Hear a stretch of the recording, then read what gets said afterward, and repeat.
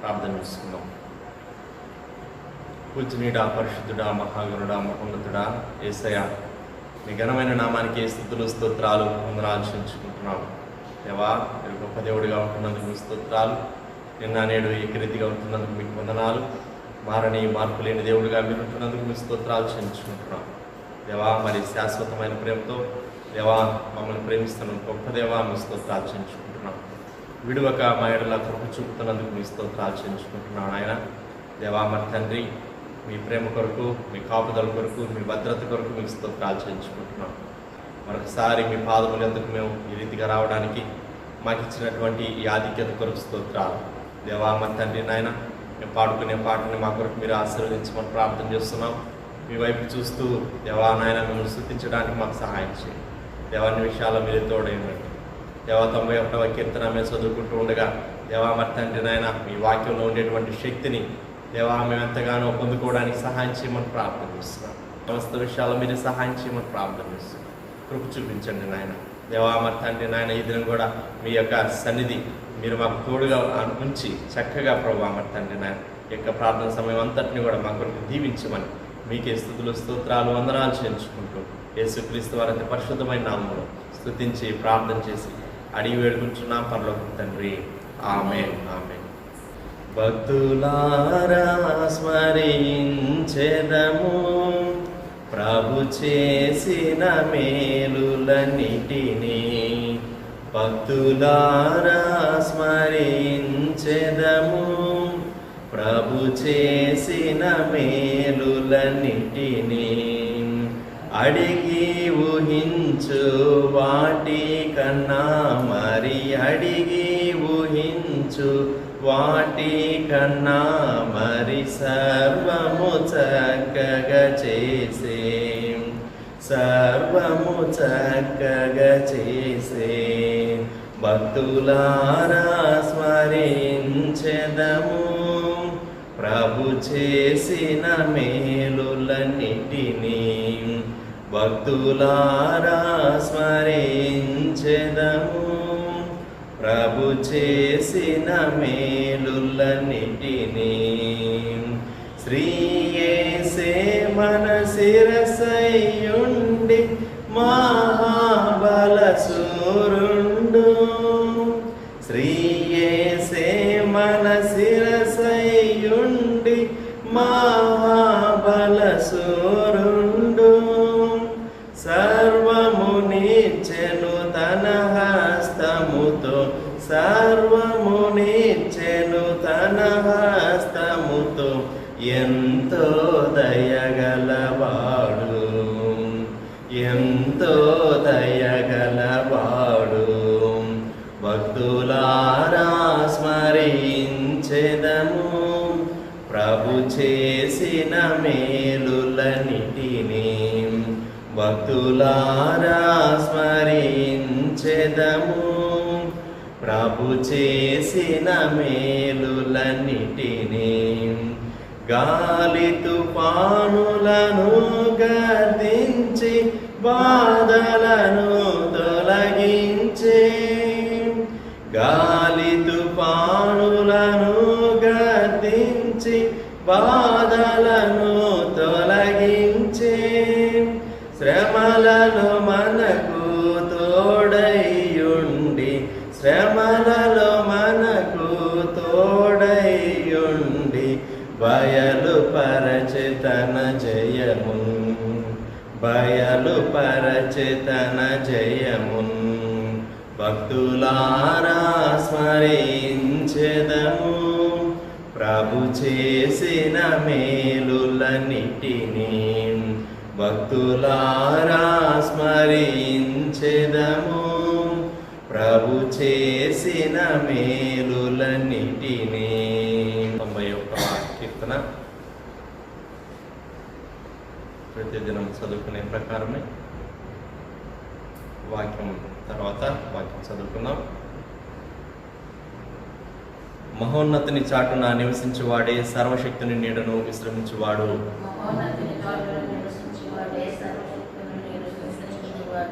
ఆయనే నాకు ఆశ్రయము, నా కోట, నేను నమ్ముకున్న నా దేవుడని నేను యెహోవాను గురించి చెప్పుచున్నాను.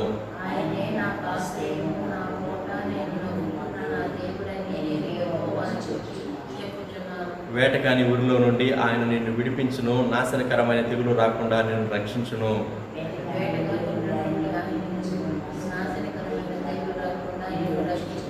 ఆయన తన రెక్కలతో నిన్ను కప్పును, ఆయన రెక్కల క్రింద నీకు ఆశ్రయం కలుగును. ఆయన సత్యము కేడమును డాలునై ఉన్నది.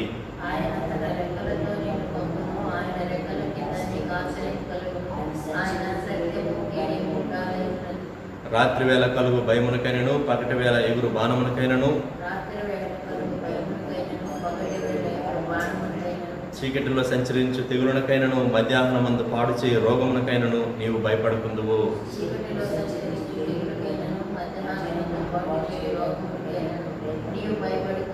నీ ప్రక్కన 1000 మంది పడినను, నీ కుడి పక్కన 10,000 మంది కూలినను అపాయం నీ యొద్దకు రాదు.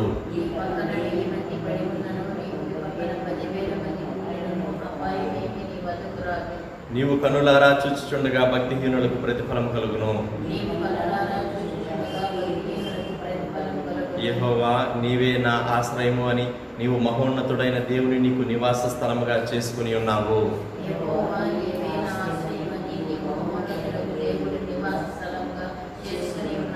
నీకు అపాయమేమీ రాదు, ఏ తెగులును నీ గుడారము సమీపించదు.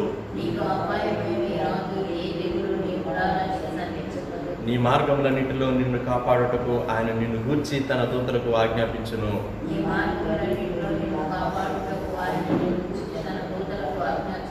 నీ పాదములకు రాయి తగలకుండా వారు నిన్ను తమ చేతుల మీద ఎత్తి పట్టుకుందురు. నీవు సింహములను నాగుపాములను త్రొక్కెదవు, కొదమ సింహములను భుజంగములను అనగదొక్కెదవు.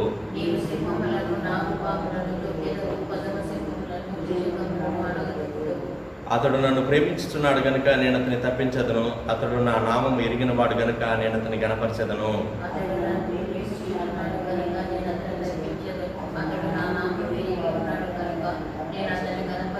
అతడు నాకు మొర్రపెట్టగా నేను అతనికి ఉత్తరమిచ్చదను, శ్రమలో నేను అతనికి తోడై ఉండెదను, అతని విడిపించి అతని గొప్ప చేసేదను.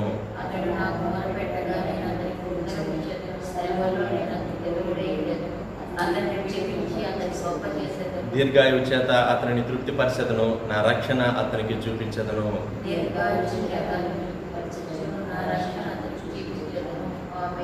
ఆమేన్. అలాగే 22వ కీర్తన కూడా మనం చదువుకుందాం. నా దేవా, నా దేవా, నీవు నన్నేలా విడనాడితివి, నన్ను రక్షింపక నా ఆర్తధ్వని వినక నీవేళ దూరముగా ఉన్నావు. నా దేవా, పగలు నేను మొరపెట్టుచున్నాను, రాత్రి వేళను నేను మౌనంగా ఉండటలేదు. అయినను నీవు నాకు ఉత్తరం ఇయ్యకున్నావు. నీవు ఇశ్రాయేలు చేయు స్తోత్రము మీద ఆసీనుడవై ఉన్నావు. మా పితరులు నీయందు నమ్మిక ఉంచిరి, వారు నీయందు నమ్మిక ఉంచగా నీవు వారిని రక్షించితివి. వారు నీకు మొర్రపెట్టి విడుదల నొందిరి, నీయందు నమ్మిక ఉంచి సిగ్గుపడకపోయిరి. నేను నరుడను కాను, నేను పురుగును, నరుల చేత నిందింపబడిన వాడను, ప్రజల చేత తృణీకరింపబడిన వాడను.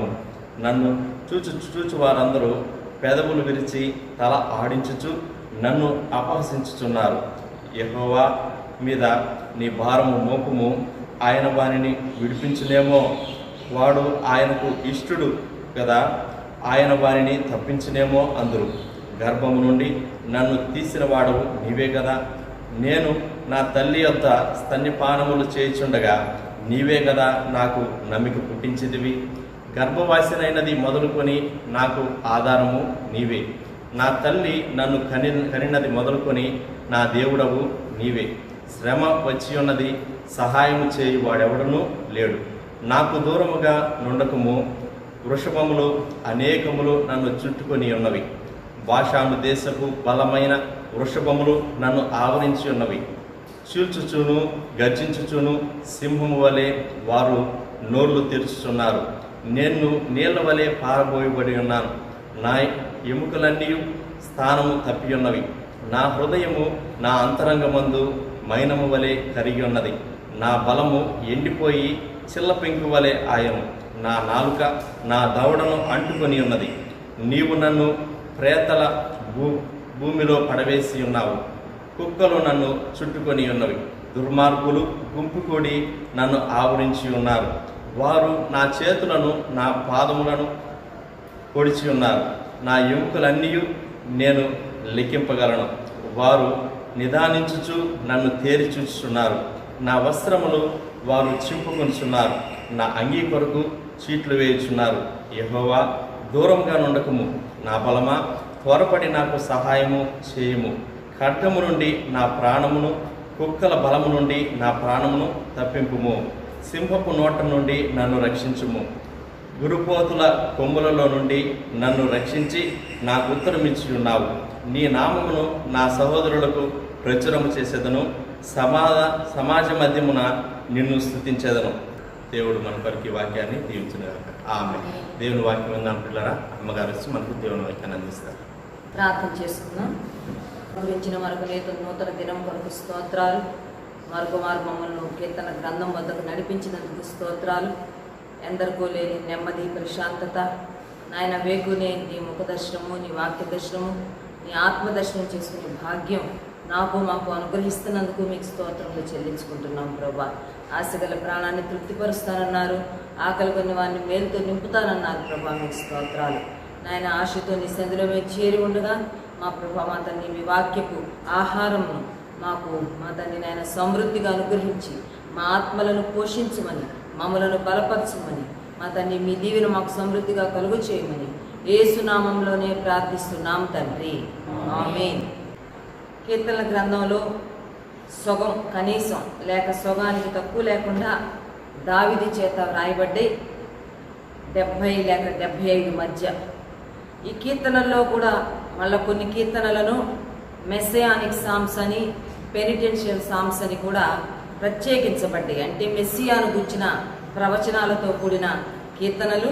అలాగే తప్పు చేసి, పాపము చేసి, తప్పిపోయి దాన్ని గురించి పశ్చాత్తాపడి తిరిగి దేవుని దగ్గరకు వచ్చినప్పుడు వ్రాసిన కీర్తనలు కూడా ఇక్కడ దావీదు తన రచనలుగా మరి ఇందులో పొందుపరిచినట్లుగా మనం చూస్తాం. ఈరోజు మనం ధ్యానం చేసుకోబోతున్న ఈ 22వ కీర్తన కూడా మెస్సియానిక్ సామే, మెస్సియాను గూర్చిన కీర్తన. ఇంకా చెప్పుకోవాలంటే మెస్సియా జీవితంలో అతి ప్రాముఖ్యమైన ఘట్టమును గూర్చిన ప్రవచనాలతో కూడిన కీర్తన ఇది. ఏ సామ్ ఆఫ్ క్రూసిఫిక్షన్, యేసు ప్రభు యొక్క శిలువ బలియాగానికి గూర్చిన కీర్తన అని ఈ కీర్తన గురించి మనం చెప్పుకోవచ్చు. సుమారుగా మరి కనీసం యేసు ప్రభు శిలువ వేయబడక మునుపు 1000 సంవత్సరాల క్రితం ఈ కీర్తన వ్రాయబడింది అని బైబిల్ పండితులు కంక్లూడ్ చేశారు. దాన్ని గురించి లెక్కలు కట్టి తెలుసుకున్నారు. కనీసం 1000 సంవత్సరాలకు ముందే మరి ఈ కీర్తన రాయబడింది. అయితే ఈ కీర్తన కనుక మనం ధ్యానం చేసుకుంటూ వెళ్తే మనకు ఎలా కనబడుతుందంటే, అప్పుడే యేసు ప్రభు సిలువ వేయబడుతూ ఉంటే సిలువ దగ్గరే నిలబడి ఆ జరుగుతున్న విషయాలన్నింటినీ చూస్తూ ఈ కీర్తన రాశారా అన్నట్టుగా ఉంటుంది. కానీ ఈ కీర్తన రాయబడింది మరి కేవలము కనీసం 1000 సంవత్సరాలకు ముందే రాయబడింది. ఈ కీర్తన యొక్క మొదటి వచనము యేసు ప్రభు సిలువలో పలికిన మధ్య మాట లేక 4వ మాట అని మనం గ్రహించవచ్చు.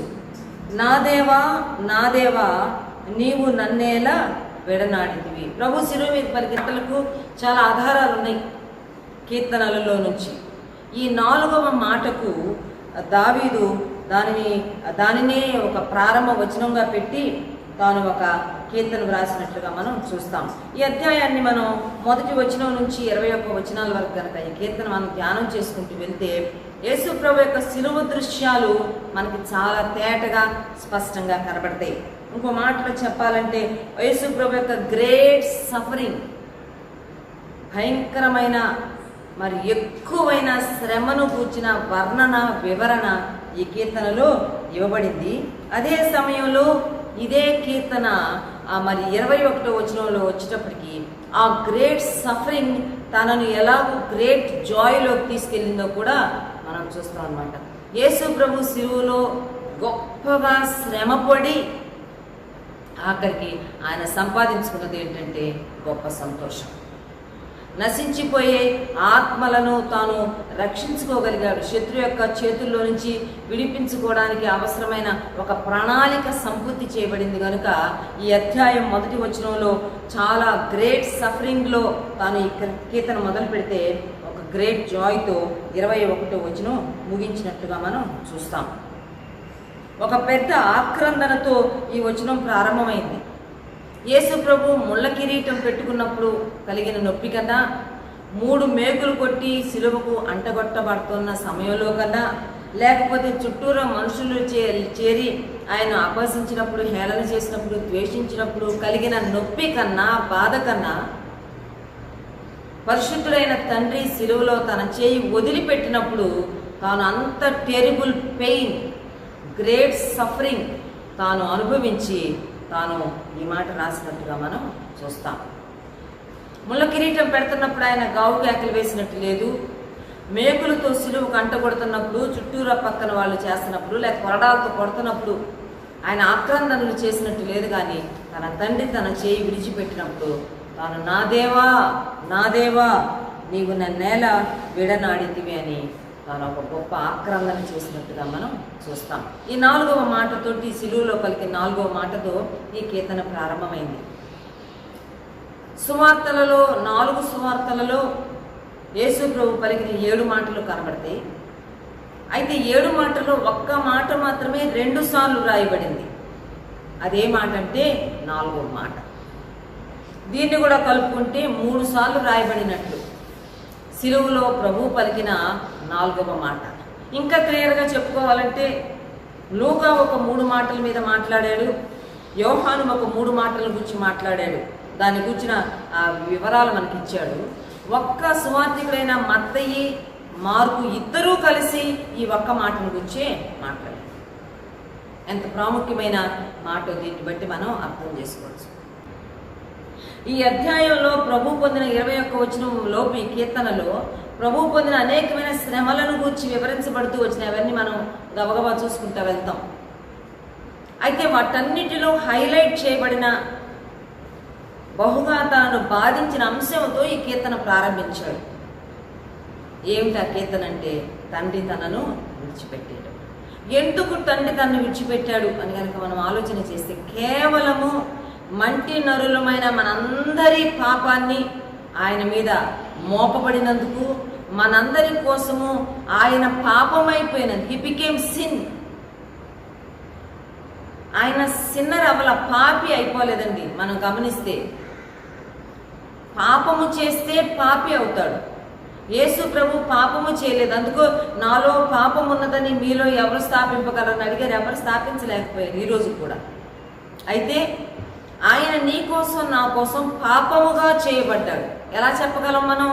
పాపం వలన వచ్చు జీతమైన మరణము యేసు ప్రభుకి అక్కడ ఆపాదించబడినట్టుగా మనం చూస్తాం. శిలువ మరణం ఘోరాతి ఘోరమైన మరణం, మాను మీద వేలాడే ఒక శాపగ్రస్తమైన మరణం ప్రభు పొందడానికి గల కారణం ఏంటంటే he himself became sin for hour cells.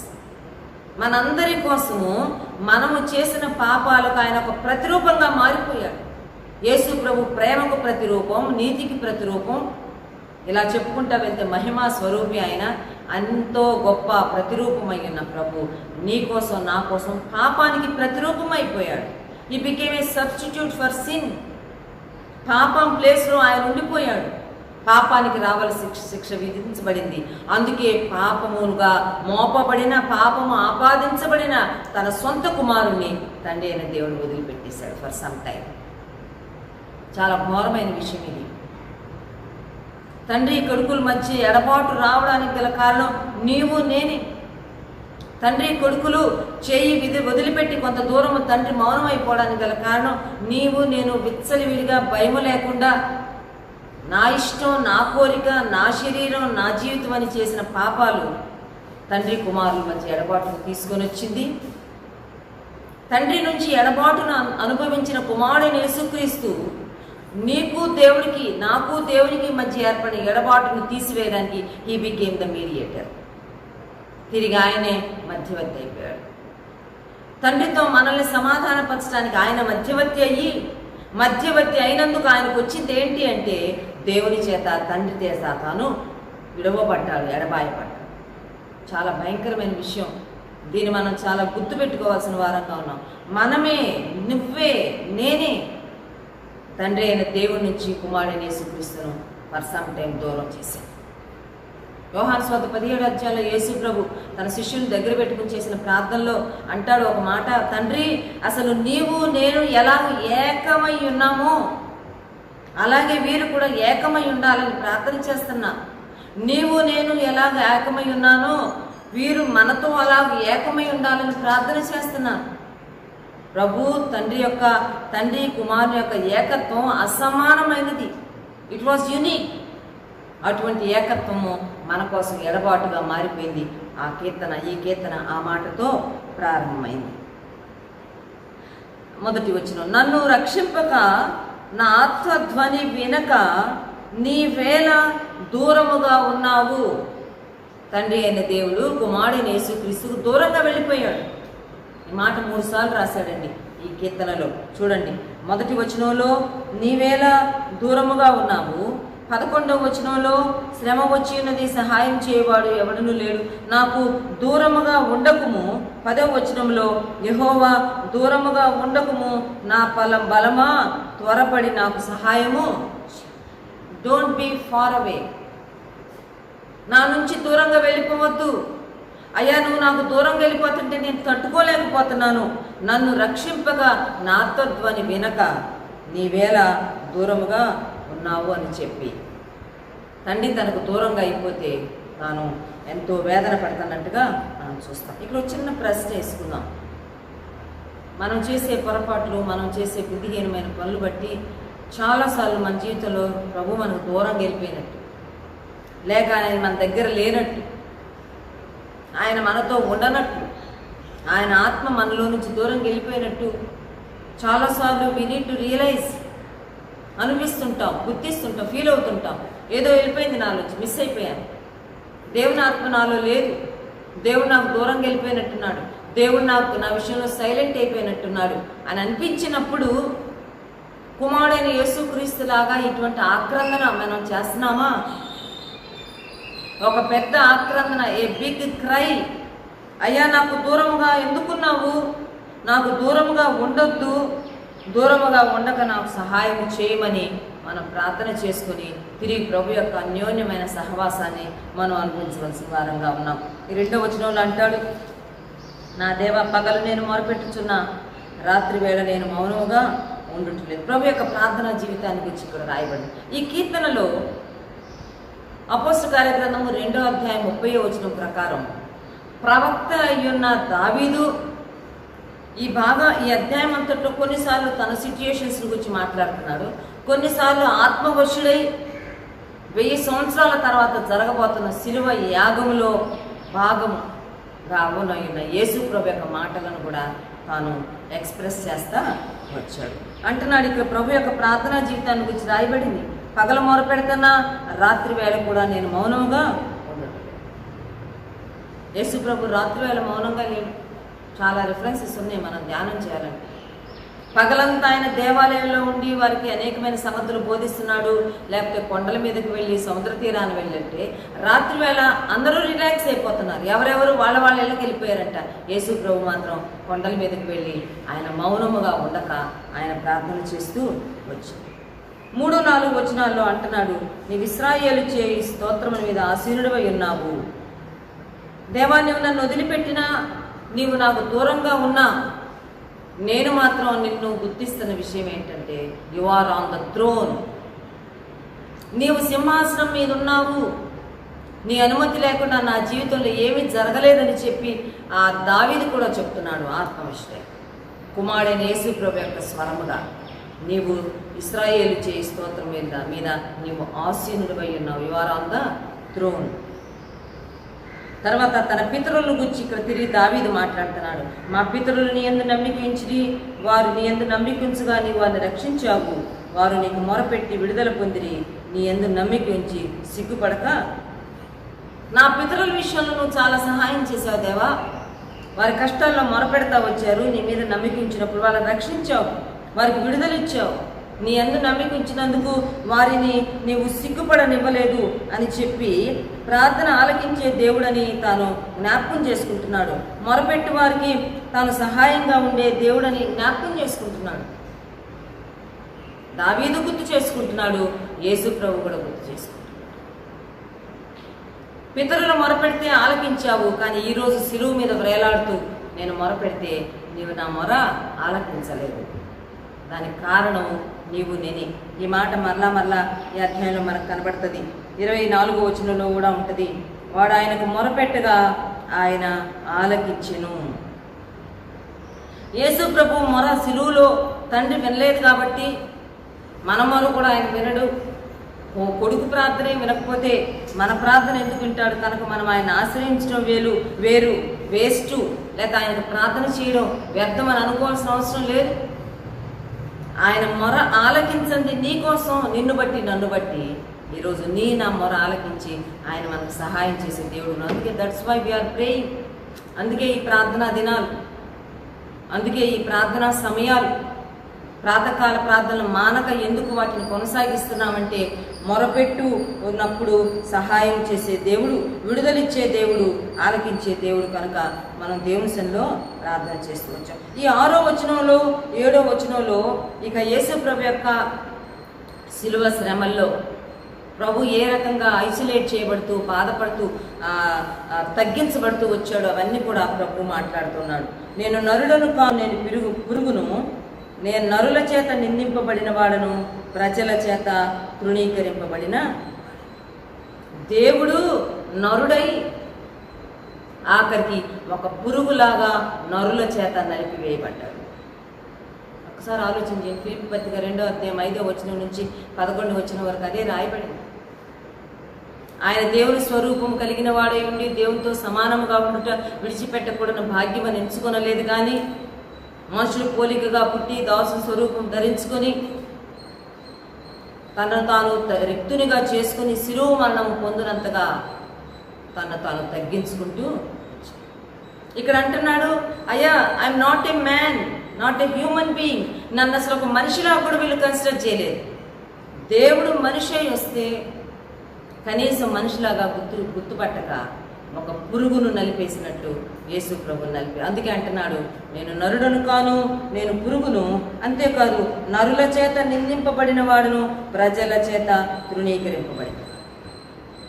ఎవరిని ఆయన తన నోటి మాటతో సృష్టించాడు, ఎవరి నాసికారంధ్రంలో తన జీవవాయువును ఊదాడో వారే ఆయన నిందించారంట, వారే ఆయన్ను తృణీకరిస్తూ వచ్చారు. ఇది మనం యెషయా గ్రంథం 49:7లో చూస్తాం.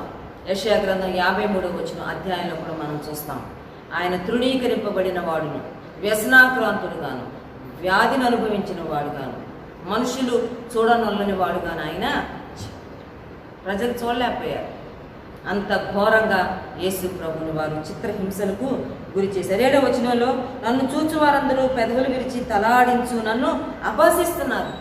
యేసు ప్రభు శిలువ చుట్టూరా ప్రజలు చేరి ఆయన చూస్తా పెదవులు విరిచి ఆ తలలు ఊపుకుంటా చాలా ఘోరంగా మాట్లాడారు. మత్తయి సువార్త 27వ అధ్యాయం 39వ వచనంలో ఆయన చుట్టూరు ఆయన దూషించేవారు, ఆయన నిందించేవాళ్ళు, ఆయన అపహసించి 3 గుంపులు చేరి యేసు ప్రభు శిలువ చుట్టూ నిందించేవాళ్ళు కొంతమంది అయితే, దూషించేవాళ్ళు కొంతమంది అయితే, అపహసించేవాళ్ళు కొంతమంది, నన్ను చూచి పెదవులు విరుస్తూ తలలు ఆడిస్తా అపహసిస్తా ఉన్నారు. ఏమంటున్నారంట, దేవుడి మీద నీ భారం మోపు, ఆయన నిన్ను విడిపిస్తాడేమో, వాడు ఆయనకు ఇష్టడు కదా, ఆయన వారిని తప్పించడేమో అనుకుంటున్నారంట. ఈ మాటలు నిజంగా జరిగినాయి. మత్తయి సువార్త 27వ అధ్యాయం 43వ వచనం. నువ్వు ఆయనకి ఇష్టడు అయితే ఆయన నిన్ను విడిపిస్తాడయ్యా, నువ్వు ఆయనకు మొరపెట్టు, ప్రార్థన చేసి చూద్దాము, ఆయన నీకు విడుదలిస్తాడేమోనని చెప్పి ప్రభుని చాలా సెటైర్లు వదిలారు. చాలా సర్కాస్టిక్ విమర్శలు, చాలా బాధాకరమైన విమర్శనాత్మకమైన మాటలు ప్రభుని అంటూ వచ్చాయి. తిరిగి 9వ వచనం నుంచి ఈ 9-10 వచనాల్లో దావీదు తన సంగతులు చెప్పుకుంటున్నాడు. గర్భము నుండి నన్ను తీసిన వాడవు నీవే, నేను నా తల్లి యొక్క స్తన్యపానం చేయుచుండగా నీవే కదా నాకు నమ్మిక పుట్టించినవి. గర్భవాసినైనది మొదలుకొని నాకు ఆధారం నీవే, నా తల్లి నన్ను కన్నది మొదలుకొని నా దేవుడవు నీవే. దావీదు తన ఇంట్లో చాలా కించపరచబడ్డాడు, తక్కువ చేయబడ్డాడు. ఆ దినాల్లో తనను తాను ఒక సెల్ఫ్ ఎస్టీమ్, దేవుళ్ళో తనేంటో దాన్ని కాపాడుకోవడానికి ఐడెంటిటీ, దేవునితో తాను కనెక్ట్ అవుతూ వచ్చాడు. అయ్యా, నన్ను నీవే కదా గర్భం నుండి బయటకు తీసావు, నా తల్లి వద్ద పాలు తాగే టైంలోనే నాలో నమ్మిక పుట్టించావు నీ మీద, గర్భంలో ఉన్న రోజు నుంచి నాకు ఆధారం నీవే కదా, నా తల్లి నన్ను కన్నదినం నుంచి నా దేవుడు నీవే కదా అని చెప్పి ఎలాగా చాలా ఎర్లీ డేస్ నుంచే డేవిడ్ దేవునితో కనెక్ట్ అవుతూ వచ్చాడు. దాని గురించిన సాక్ష్యం ఈ మాటల్లో మనం చూస్తాం. శ్రమ వచ్చి ఉన్నది, సహాయం చేయవాడెవను. దావీదు తన సొంత అనుభవం నుంచి కూడా మాట్లాడుతున్నాడు. డబల్ ప్యారలల్ 2 అనుభవాల్లోంచి దావీదు మాట్లాడుతున్నాడు. దావీదు కూడా చాలా శ్రమలు వచ్చినాయి. అయితే చాలా మార్లు దావీదు హీ వాజ్ ఐసోలేటెడ్. ఎవ్వరూ తనకు సహాయం చేసేవారు లేకుండా ఒంటరివాడైపోయాడు. తనకున్నారు 6-7 అన్నదమ్ములు, ఎవరు దావీదు సహాయానికి వచ్చినట్లుగా మనం చూడం. దావీదు ఒంటరిగానే పోరాడు. తన అన్న రాలేదు, తన తండ్రి రాలేదు, ఎవ్వరు తనకు సపోర్ట్ చేసినట్టుగా మనం చెయ్యనట్టుగా మనం చూస్తాం. 12వ వచనంలో 12-13లో ఇదంతా వృషభములు, బాషాను దేశపు బలమైన వృషభములు చీల్చుచు గర్జించుచుంటూ సింహం వలె వారు నోళ్ళు తెరిచి నన్ను ఆవరించి ఉన్నారు. సిలువు చుట్టూ ఉన్న వాళ్ళు అలాంటి వాళ్ళు అంత ఘోరమైన మనుషులు అనమాట. వృషభాల లాంటి వారు. బాషాను అనే స్థలం అది చాలా ఆవులకు, ఎద్దులకు, ఆంబోతులకి ఫేమస్ ప్లేస్ అంట. బెస్ట్ దొరుకుతాయి అంట అక్కడ వృషభాలు, బలమైన వృషభాలు. ప్రభు అంటున్నాడు, బాషాను వృషభాలు నన్ను చుట్టుకున్నాయి, నన్ను ఆవరించున్నాయి. ఎలాగున్నాయంటే సింహాల వలె గర్జిస్తూ వాళ్ళు నోళ్ళు తెరుస్తున్నారు, ఇష్టం వచ్చినట్టు మాట్లాడుతున్నారు. అయితే నా పరిస్థితి ఏంటంటే నేను నీళ్ల వలె పారబోయబడి ఉన్నాను, నా ఎముకలన్నీ స్థానము తప్పి ఉన్నవి, నా హృదయము నా అంతరంగమందు మైనము వలె కరిగి. ఇక నుంచి ప్రభు తన శిలువ దృశ్యాలు ఆయన పోయబడ్డాడు. నీళ్ల వలె పారబోయబడి ఉన్నాను. యెషయా గ్రంథం 53వ అధ్యాయం ఉంటుంది. ఆయన తన ప్రాణమును మనకు దారపోసెను. నీళ్లు పైనుంచి కిందకు పోస్తే ఎంత స్పీడ్గా వెళ్ళిపోతాయో అలాగే యేసు ప్రభు నీ కోసం నా కోసం తన ప్రాణాన్ని దారపోసాడు. అంటున్నాడు, నేను నీళ్ల వలె పారబోయబడి ఉన్నాను. ఎముకలు విరగలేదు, కానీ ఎముకలన్నీ స్థానము తప్పిపోయింది అంట. యేసు ప్రభు ఎముకలు విరగలేదు, ఆయన ఎముకల్లో ఒక్కటైన విరుగలేదని ప్రవచనము ఉంది. ఆ ప్రవచనం కూడా నెరవేరింది. యోహాను సువార్తలో అది స్పష్టంగా రాయబడింది. అయితే ఆయన ఎముకలన్నీ తప్పిపోయిన వాళ్ళు కొట్టిన కొట్టులకి, వారు సిలువ వేసేటప్పుడు ప్రభుని హ్యాండిల్ చేసిన ఆ రఫ్ వేలో ఆయన ఎముకలన్నీ స్థానము తప్పిపోయినాయి. ఆయన హృదయము అంతరంగంలో మైనం వలె కరిగిపోయింది. అంటున్నాడు 15వ వచనంలో, నా బలము ఎండిపోయి చిల్ల పెంకు వలె. హి వాజ్ డిహైడ్రేటెడ్. బలం ఎండిపోయింది, ఒక చిల్ల పెంకులాగా తన బాడీ అయిపోయింది, నాలుక దవడకు అంటుకుపోయిందంట. అందుకే ప్రభు అన్నాడు 5వ మాట, దప్పిగొనుచున్నాను. డీహైడ్రేషన్ అయిపోయింది, ఒంట్లో రక్తం వెళ్ళిపోయింది, ఒంట్లో నీరు సహా వెళ్ళిపోయింది, ఎముకలు అయ్యే బలం ఎండిపోయి చిల్ల పెంకులాగా అయిపోయింది, నాలుక దవడకు అంటుకొని పోయింది. నీవు నన్ను ప్రేతల భూమిలో పడవేసి ఉన్నావు, కుక్కలు నన్ను చుట్టుకొని. యేసు ప్రభుని యెరూషలేము వెలుపటికి తీసుకుని వెళ్ళారు. అది ప్రేతల భూమి. ప్రతి సంవత్సరం పస్కా పండుగకి మరి ఒక ఖైదీని విడుదల చేయడం, అదే సమయంలో ఒక ఖైదీకి మరణం విధించడం, అది ప్రేతల భూమి. అందుకే ఆనాడు 2 బందిపోటు దొంగలతో పాటు యేసు ప్రభుని it was a place separated, ప్రత్యేకించబడిన స్థలం. అది ప్రేతల భూమి. చచ్చిపోయిన వాళ్ళు పోయే వాళ్ళు అక్కడ ఉంటారు, అక్కడికి తీసుకుని వెళ్ళారు ప్రభుని. ప్రేతల భూమిలో పడవేశారు. కుక్కలు నన్ను చుట్టుకున్నవి, దుర్మార్గులు కూడి నన్ను ఆవరించున్నారు. ఏం చేశారంటే వాళ్ళు నా చేతులను నా పాదములను పొడిచి ఉన్నారు. యేసు ప్రభుని సిలువ వేశారు. 3 మేకులతో యేసు ప్రభుని సిలువ పొడిచారు. ఆయన చేతులు, ఆయన పాదాలు. జకర్యా గ్రంథం 12వ అధ్యాయం 10వ వచనం, జకర్యా గ్రంథం 13వ అధ్యాయం 6వ వచనంలో ఈ ప్రవచనాలు మనం చూస్తాం. ప్రభు పొడవపడ్డాడు. వచ్చి అడిగారంట, ఎవరయ్యా నిన్ను పొడిచింది? జకర్యా 13:6వ వచనంలో, నా స్నేహితులే, నా హితులే నన్ను పొడిచారు అని రాయబడింది. అక్కడ వారు నన్ను గాయపరిచారు అని అంటారు. జకర్యా 12లో ఉంటుంది 10వ వచనంలో, ఆయనను పొడిచిన వారు కూడా ఆయనను చూస్తారు. ప్రభువును పొడిచారు, మేకులతో పొడిచారు. ఎంత ఘోరం అంటే ఎముకలన్నీ లెక్కించగల బాడీలో ఉన్న బోన్స్ అన్నీ బయటపడిపోయినాయి. నిదానించి నన్ను తేరి చూస్తున్నారు వాళ్ళు. వస్త్రాలు పంచుకున్నారు. యోహాను సువార్త 19:23 ఉంటుంది. నా అంగీ కొరకు చీట్లు వేసుకున్నారు. ఇవన్నీ సిలువలో జరిగి, ఇవి దావీదుకి జరగలేదు. దావీదును పొడిచిన వాళ్ళు దావీదును ప్రేత భూమిలో వేయడం, దావీదు యొక్క వస్త్రాలు పంచుకోవడం ఇవన్నీ లేవు. అంగీ కొరకు చీట్లు వేసుకున్నది లేదు.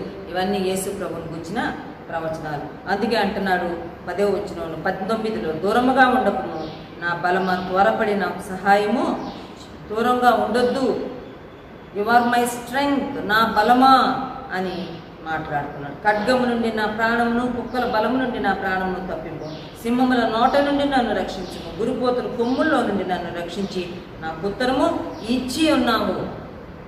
నా బలమా, దూరముగా ఉండొద్దు, త్వరపడి సహాయం చేయమని చెప్పి, ఇది చూడండి ఇక్కడ టెన్సెస్ మారుతా వచ్చింది. ఖడ్గము నుండి నా ప్రాణము, కుక్కల బలము నుండి నా ప్రాణము తప్పించుము. కుక్కల బలము, ఖడ్గము, ఇది తిరిగి దావీదు జీవితంలో చూస్తాం మనం. దావీదుని చంపాలని పరిగెత్తిన వాళ్ళు, వెంటబడిన వారు ఉన్నారు. కుక్కల బలము నుంచి తప్పించుము. తర్వాత లైన్లో ఉంది, నన్ను సింహము నోటి నుండి నన్ను రక్షింపుము. తర్వాత లైన్లో ఉంది, గురుపోతుల కొమ్ముల్లో నుండి నన్ను రక్షించి నా ఉత్తరం ఇచ్చి. స్టక్ అయిపోయాను నేను, గురుపోతుల కొమ్ముల్లో నేను ఇరుక్కుపోయాను. నన్ను వెంటాడుతున్న వాళ్ళు ఎవరంటే కుక్కలు, సింహాలు, గురుపోతుల కొమ్ములు. వాటిలో నన్ను ప్రాణమును తప్పించుము అని మొరపెడుతూ వచ్చాడు. రక్షించు, తప్పించు. ఆఖరికి అన్నాడు, రక్షించి నీవు నాకు ఉత్తరము. యేసు ప్రభు శిలువలో జరిగింది అదే. సమాప్తమైందని చెప్పాడు.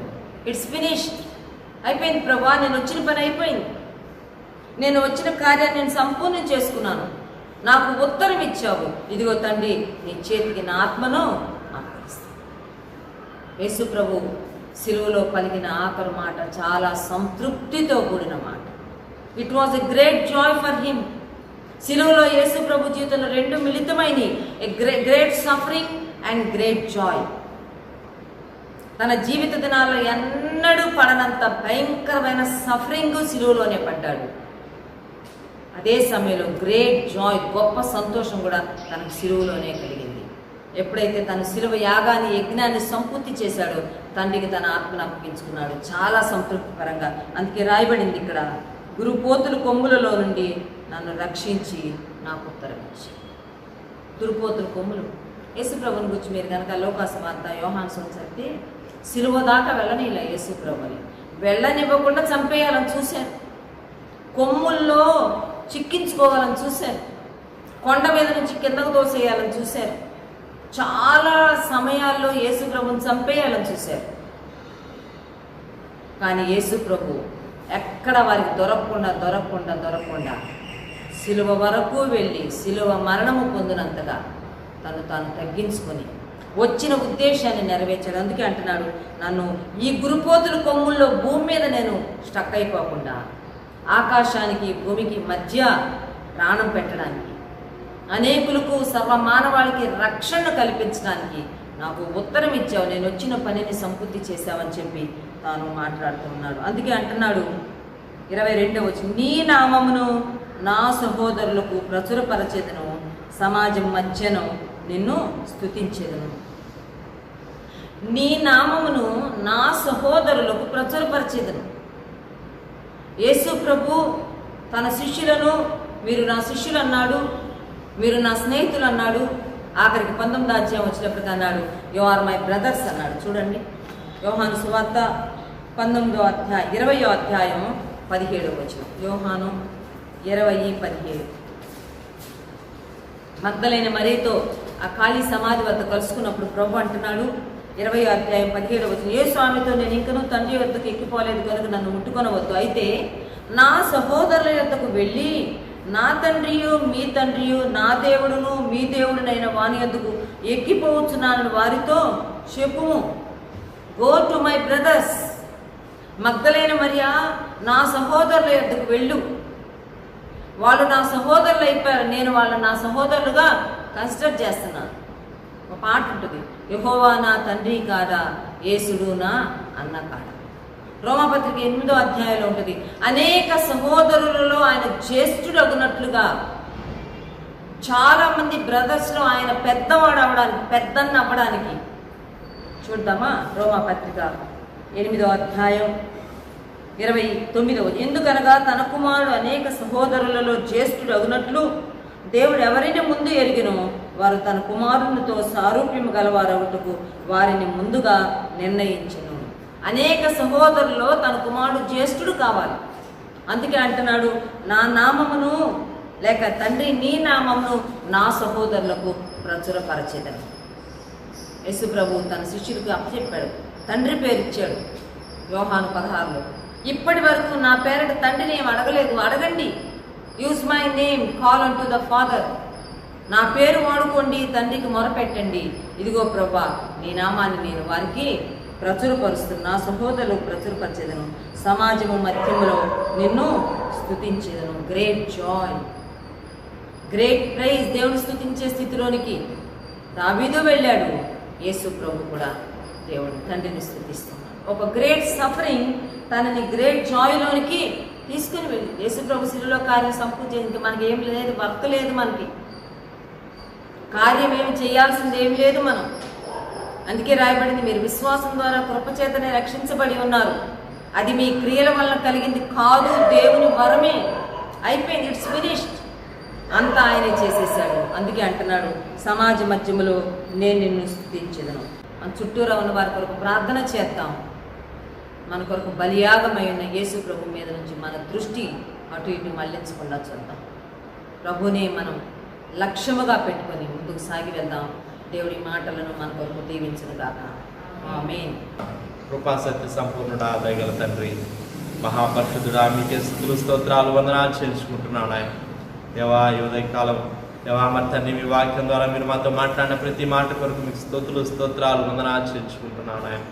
దేవా, అవును ప్రభా, దావీదు సెలవిస్తున్నాడు, నా దేవా నీవు నన్ను ఎలా నాటివి అని. దేవా ప్రభా మరి తండ్రి నాయన మొరపెడుతూ ఉన్నాడు. దేవా మీకు స్తోత్రాలు చెల్లించుకుంటున్నాను. అవును ప్రభా మరి తండ్రి, సిలువలో మీరు పలికినటువంటి మాట దేవా మరి తండ్రి నాయన దావీదు ముందే ప్రవచన రీతిగా ప్రభా 1000 సంవత్సరాల ముందే ఆయన రాస్తూ ఉన్నాడు. దేవా మీకు వందనాలు నాయన.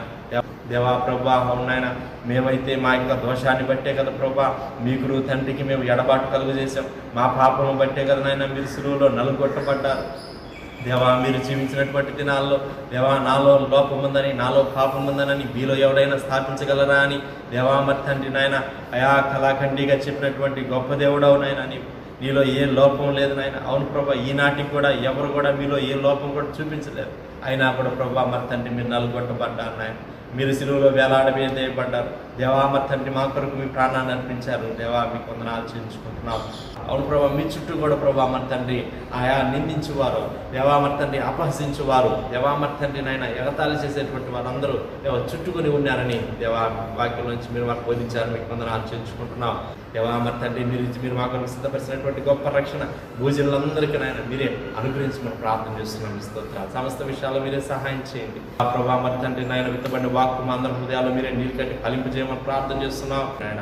దేవా మరి తండ్రి నాయన ప్రతి ఒక్కరిని మీ ఆత్మతో నింపండి, ఆశీర్వదించండి. సమస్త విషయాల్లో సహాయం చేయమని, ఈ సంఘం అంతటిని కూడా దీవించమని, సమస్త ఘనత మహిమ ప్రభావం మీకు ఆరోపించుకుంటూ యేసుక్రీస్తు వారి అతి పరిశుద్ధమైన నామములో స్తుతించి ప్రార్థన చేసి అడిగి వేడుకొంచున్నాం పరలోక తండ్రి.